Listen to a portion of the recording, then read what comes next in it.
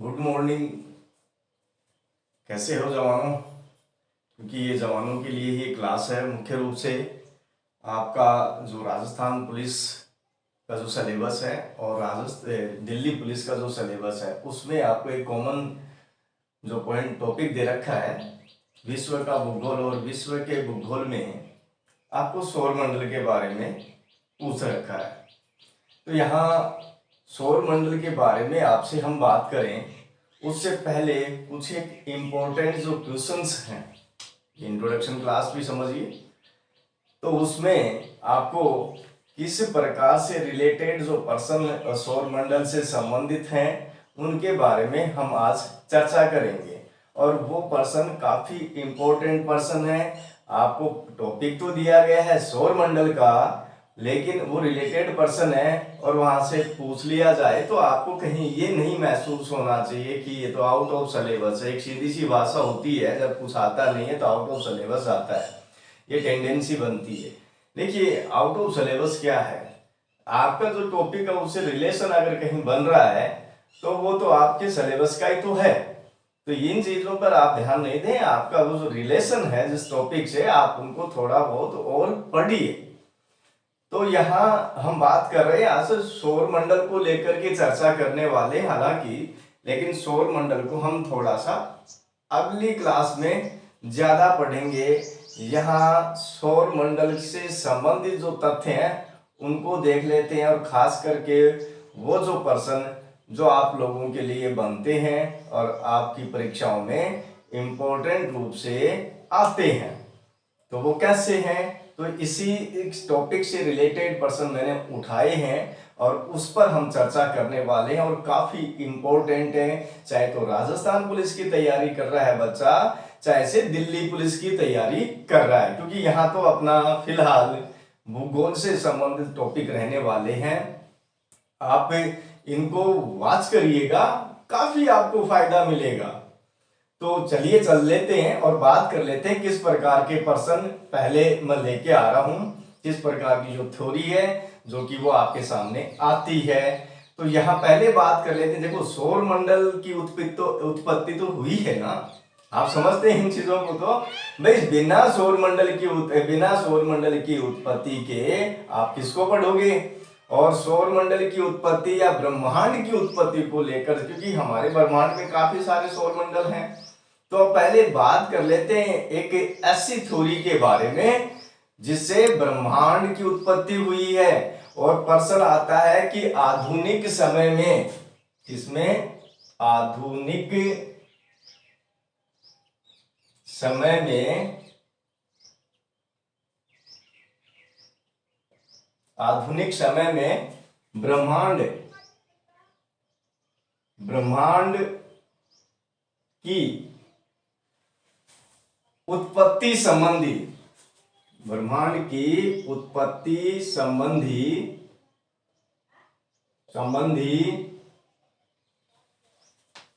सर्वमान्य सिद्धांत।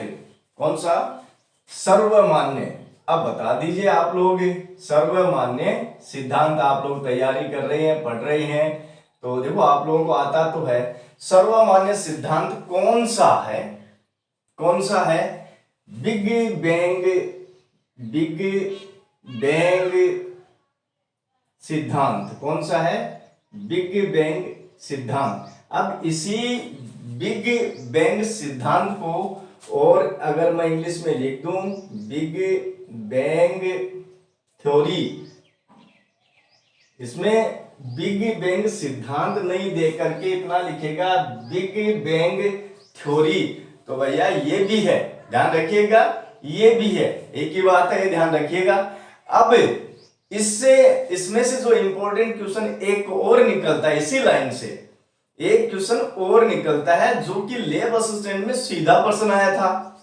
उसमें था, बात करेंगे इसी को, यानी इसी सिद्धांत को क्या और क्या कहा जाता है, कौन सी परिकल्पना कहा जाता है, तो इसे कहा जाता है विस्तृत ब्रह्मांड परिकल्पना। क्या कहा जाता है? विस्तृत ब्रह्मांड परिकल्पना। ठीक है, ये आपको ध्यान रखना है, इससे प्रश्न पूछा जाता है। अब बात आती है कि बिग बैंग सिद्धांत, जिसको विस्तरित ब्रह्मांड परिकल्पना भी कहा जाता है, ये किसने दिया था? ये है, किसका है ये सिद्धांत? एडविन हब्बल का है। किसका है? एडविन हब्बल का है। ध्यान रखिएगा किसका है, ये पूछा गया था प्रश्न कि विस्तरित ब्रह्मांड परिकल्पना निम्न में से दी किसने दी? तो ये किसने दी? एडविन हब्बल ने। कब दिया था ये दिया था 1929 में। कब दिया था? 1929 में। ये आपके लिए कम से कम 2 प्रश्नों को लेकर के साथ में चलता है। सीधा कॉमन प्रश्न है, जीके की तरह का प्रश्न है, ज्योग्राफी से रिलेशन है इसका, आपके टॉपिक से इसका रिलेशन है। तो ये प्रश्न कहीं भी आपको उपलब्ध हो सकता है, मिल सकता है, इसको छोड़ा नहीं जाना चाहिए। नेक्स्ट एक प्रश्न की ओर बात कर लेते हैं कि आपको एक छोटा सा बिंदु लिख देता हूं। प्रकाश वर्ष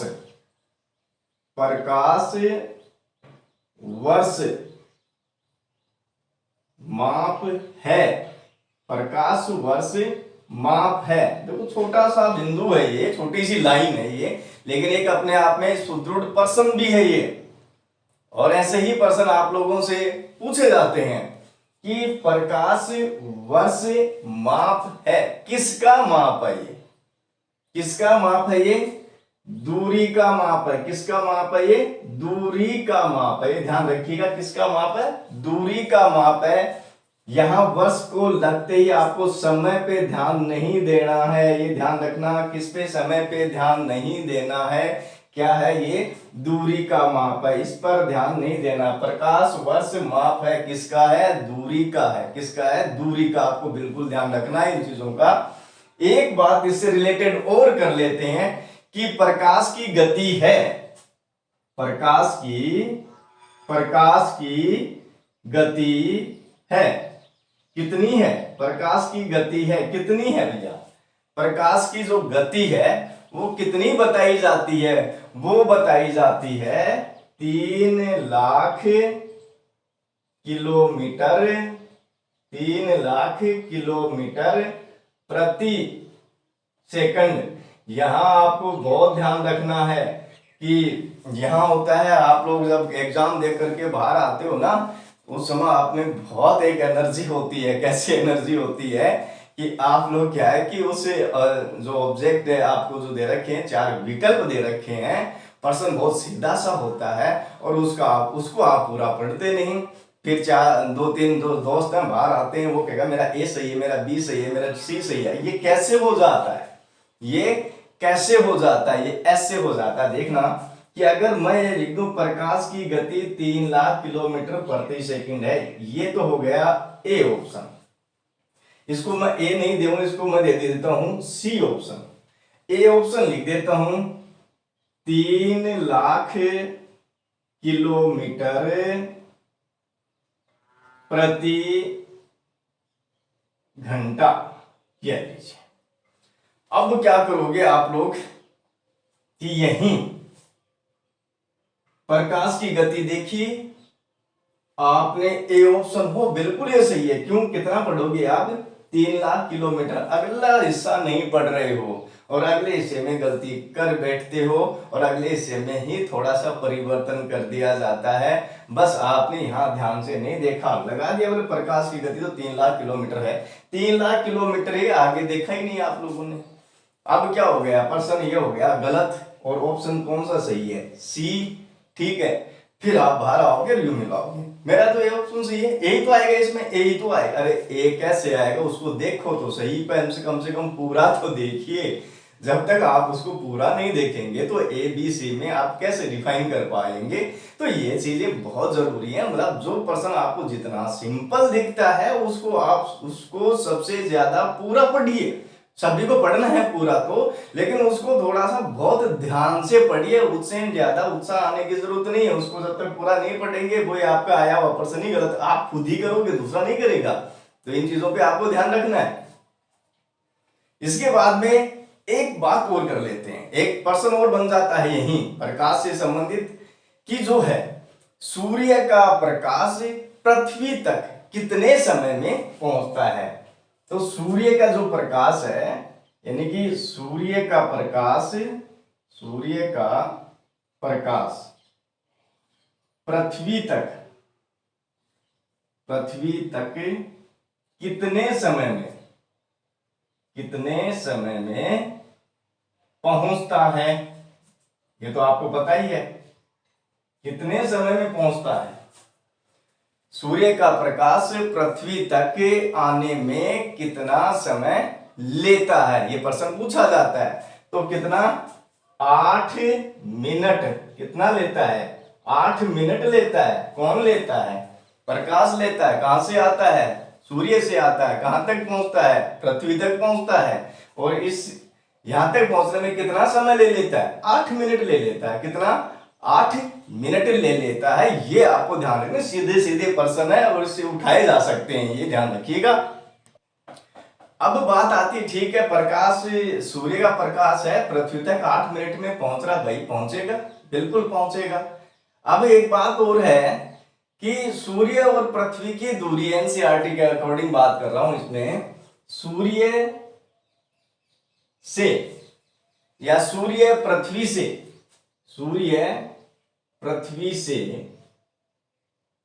कितना दूर है? सूर्य जो है पृथ्वी से कितना दूर है? लगाइए, आप लोगों को पता है, पढ़ रहे हो ना आप लोग, राजस्थान पुलिस की, दिल्ली पुलिस की तैयारी करते बहुत दिन हो गए।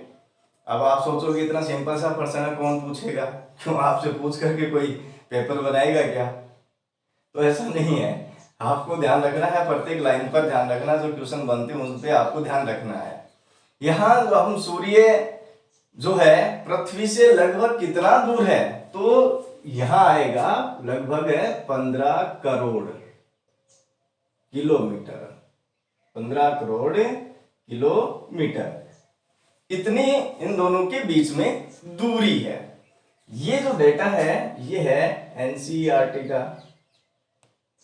किसका डेटा है? एनसीईआरटी का डेटा। ये ध्यान रखिएगा कि जो सूर्य और पृथ्वी के बीच की जो दूरी है उसके बारे में जो डेटा लिखा हुआ है दूरी का, वो है 15 करोड़ किलोमीटर की दूरी। ठीक है, एक इसी से संबंधित डेटा है, अगर आपके सामने उपस्थित हो जाए तो आरबीएससी राजस्थान बोर्ड की जो बुक है उसमें एक औसत दूरी लिखी हुई है, ये ध्यान रखना। औसत दूरी जो उसमें लिखी हुई है वो 14 करोड़ 98,000 किलोमीटर। 14 करोड़ 98,000 किलोमीटर की दूरी उसमें लिखी हुई है, जबकि एनसीईआरटी का डेटा ये कहता है 15 करोड़ किलोमीटर की दूरी है। किसमें? सूर्य और पृथ्वी में। किसमें है? सूर्य और पृथ्वी में। चलिए अब एक इंपॉर्टेंट सी बात कर लेते हैं कि यह प्रश्न आएगा नहीं आएगा। बिल्कुल आपको देखना है कि ऐसा प्रश्न बनता है नहीं बनता है। तो आप लोग ज्यादा पढ़ते हैं, पढ़िए। 21 जुलाई, कब? 21 जुलाई 1969 को, 21 जुलाई 1969 को सबसे पहले चंद्रमा की सतह पर कदम रखने वाला कौन था? बताइए, आप लोग बताओ इस चीज को। ठीक है, क्वेश्चन बन गया। यहां 21 जुलाई 1969 को यह बात हो रही कि 21 जुलाई 1969 को सबसे पहले चंद्रमा की सतह पर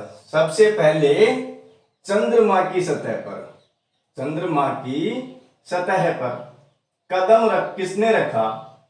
कदम रखने वाला है कौन है? कौन है भाई, पता है क्या कौन है? अब यहां मैंने क्या लगा दिया? 21 जुलाई 1969। ठीक है, अब ये पूछ लिया जाए कि चंद्रमा की सतह पर कदम रखने वाला सर्वप्रथम है कौन है, तो आप क्या कहोगे? Neil Armstrong. क्या कहोगे? नील आर्मस्ट्रांग, ये तो कहोगे। कौन है? नील आर्मस्ट्रांग है। क्या है ये? चंद्रमा की सतह पर कदम रखने वाला प्रथम व्यक्ति है। कौन है? नील आर्मस्ट्रांग है।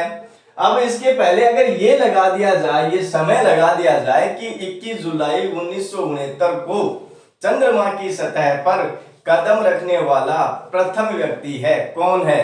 तो आपको भैया ध्यान रखना है नील आर्मस्ट्रांग ही है, ये ध्यान रखना है। और आपको सिर्फ पर्सन यहां से उठा करके ही बना दिया जाए कि 21 जुलाई 1969 को चंद्रमा की सतह पर कदम रखने वाला व्यक्ति है। आपको प्रथम का नाम ही हटा दे और कह दिया जाए कि व्यक्ति है, तो कौन है? नील आर्मस्ट्रांग ही है। आपको यहां ध्यान रखना है, इसलिए इस पर्सन को यहां पुटअप किया है। अब एक बात और करते, एक पर्सन और है और अच्छा सा पर्सन है। वो किस प्रकार का है? वो ऑब्जेक्टिव टाइप में मिले नहीं मिले मैं गारंटी नहीं लेता हूं, आपकी किसी किताब में मिले नहीं मिले, लेकिन ये जो है इसको उठाया गया है और इस पर एक पर्सन बनता है। उस पर्सन को अब देख लीजिए आप लोग कि ब्रह्मांड के विस्तार का अर्थ है किसका? ब्रह्मांड के विस्तार, ब्रह्मांड के विस्तार का अर्थ है। अब आपके सामने बस इतना लिख करके छोड़ दिया जाए तो आप क्या करोगे? क्या जवाब दोगे? है क्या जवाब दोगे भैया आप लोग? कि हाँ, आप कहोगे पढ़ा तो था। अब देखिए, पढ़ा तो था तो आप पूरा पढ़ोगे ना, थ्योरी को भी पढ़ोगे। पहले देखो, ऑब्जेक्टिव टाइप की जननी क्या है? थ्योरी है। जब तक आप उस थ्योरी को नहीं पढ़ोगे ना तो ऑब्जेक्टिव टाइप सीधा कहां से आएगा भाई? ठीक है, ये पेरेंट्स है। कौन? थ्योरी। किसकी? ऑब्जेक्टिव टाइप की। और ऑब्जेक्टिव टाइप बनता थ्योरी से तो है।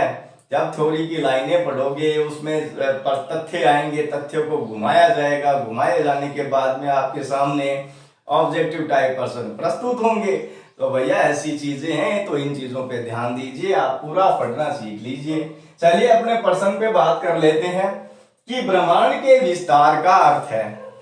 ये ब्रह्मांड रहा और कर दो इसमें विस्तार। अब आप लोग कैसे कर दो? आप लोग तो कर दोगे भैया, बैठे बैठे कर दोगे ब्रह्मांड का विस्तार। ठीक है, तो ब्रह्मांड का जो विस्तार है उसका अर्थ जो है उसका मतलब है कि ये जो ब्रह्मांड है बहुत सारी आकाश गंगाओं से बना हुआ है, यह आपको पता ही है। और आकाश गंगाओं में एक हमारा सौर मंडल भी है, ये भी आपको पता है। तो ये सारी चीजें आपको ध्यान में रखनी है कि ब्रह्मांड के विस्तार का अर्थ क्या है। अगर इस प्रकार का प्रश्न पुटअप कर दिया जाए तो आपको ध्यान रखना है कि आकाश गंगाओं के बीच की दूरी में अगर विस्तार हो रहा है, यानी कि आकाश गंगाओं की बीच की दूरी में विस्तार होना ही ब्रह्मांड के विस्तार का अर्थ है। अब आपसे तात्पर्य उल्टा पूछा जाए कि आकाश गंगाओं के बीच की दूरी में विस्तार होना क्या मतलब है? कि आकाश गंगाओं के बीच की दूरी में विस्तार, यानी बहुत सारे जो आकाश गंगाएं उनमें बीच में दूरियां जो हैं वो बढ़ रही हैं। तो इसका मतलब क्या है? इसका मतलब होता है ब्रह्मांड का विस्तार हो रहा है। तो इस प्रकार के प्रश्न आप लोगों से पुटअप किए जाते हैं, क्योंकि यही प्रश्न जो है सौर मंडल में, क्योंकि आप तो क्या है कि सौर मंडल का टॉपिक देखोगे और उसमें सीधे सीधे लग जाओगे कि सौर मंडल में 8 ग्रह, पहले 9 हुआ करते थे, 2000 अगस्त 2006 में हटा दिए गए। यम को 12वां ग्रह बता दिया गया है ना। सूर्य हमारा सौर मंडल का मुखिया है, सारे मिलकर के सौर मंडल का निर्माण करते हैं। तो ये सब बुध सबसे छोटा है, सूर्य के नजदीक है, बृहस्पति बड़ा है, जोवियन ग्रह कहा जाता है। तो आदि आदि चीजें इस प्रकार से आप जो सौर मंडल को लेकर के ही चलोगे, पृथ्वी नीला ग्रह है, पृथ्वी जीवन ग्रह है, पृथ्वी पे जीवन पाया जाता है। कौन से ग्रह पे जीवन पाया जाता है? पृथ्वी पे पाया जाता है। इसको नीला ग्रह भी कहते हैं। आसमान में जार देखा तो एक फोटो खींचा तो अपन ज्यादा भाग नीलो दिखाई दे। नीलो क्यों दिखाई दे? क्योंकि पानी को विस्तार ज्यादा है। तो ये सारी चीजें उसमें आती हैं। तो आप लोग क्या है कि इस क्लास के साथ में बने रहे, क्योंकि मेरा जो एनसीईआरटी अर्थ क्लासेस ज्योग्राफी का जो चैनल है उस पर तो मुख्य रूप से जो लैब असिस्टेंट का चल रहा है उसमें भी आपके टॉपिक के रिलेशन है, तो आप उसको भी देख सकते हैं। दूसरा जो मेरा चैनल है क्षेत्रीय क्लासेस के नाम से है, जिस पर आपका राजस्थान पुलिस और दिल्ली पुलिस, यही जो जो कॉमन आपका टॉपिक है, मुख्य रूप से राजस्थान पुलिस को लेकर के, लेकिन दोनों के ही जो मुख्य टॉपिक है विश्व के भूगोल को लेकर के, उसमें हम लगातार इस प्रकार की ही चर्चा करेंगे। तो आप लोग क्लासों के साथ बने रहें, अपने साथियों को जरूर शेयर करें जिससे सबको फायदा हो सके। नमस्कार, धन्यवाद, दोबारा फिर मिलते हैं।